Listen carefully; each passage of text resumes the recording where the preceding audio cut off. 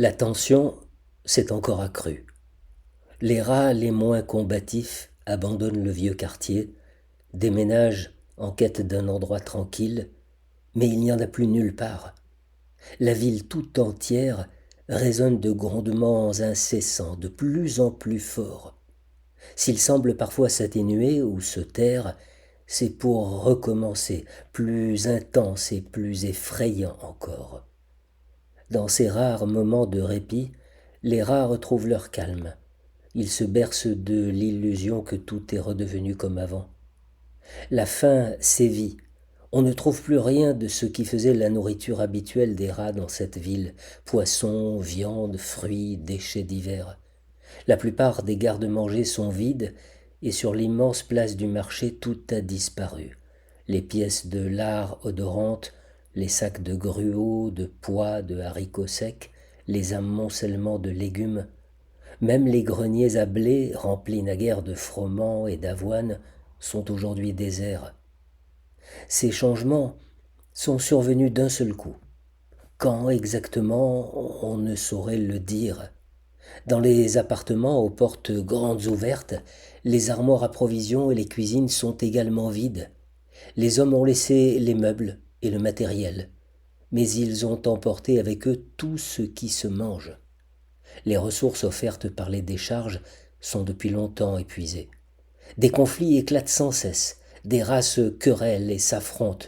Le vaincu est aussitôt terrassé et dévoré. On ne tolère plus les étrangers désormais, au contraire, on les cherche, on les traque, on les tue. Il est de plus en plus fréquent que des mères dévorent leur progéniture. Une nuit, le bruit semble menacer directement le vieux quartier. Les grondements sourds progressent vers lui en rampant, se rapprochent de plus en plus, enveloppent les maisons. Le vent apporte des tourbillons de fumée corrosive. Les rats se sont terrés dans les caves et les trous les plus profonds. Le feu. La vieille ville brûle. Les maisons s'écroulent. On sent trembler les murs, on entend craquer les voûtes.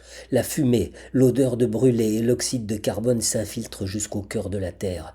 Tu quittes l'abri menacé des caves au milieu d'une horde de rats. Il en sort de partout, des porches, des vestibules, des souterrains et des égouts, abasourdis et terrifiés, à moitié morts, étourdis par la fièvre. Le vent arrache les toits qui brûlent, les arrose d'une pluie d'étincelles. Fous de peur, les rats filent droit devant eux, plus nombreux à chaque instant. La horde n'a qu'un but, s'éloigner du feu, de la fumée, de l'incendie. Blessés, brûlés, aveuglés, ils fuient la ville en flammes. Les premiers rangs, au milieu desquels je me trouve, ont atteint le fossé qui entoure la vieille ville. L'eau des douves est noire de rats qui nagent vers l'autre rive. Beaucoup se noient.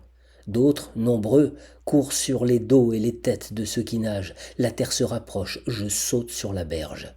Là aussi des maisons brûlent et nous devons courir au milieu des explosions sous une pluie de feu, de poussière, de débris de ciment et de briques.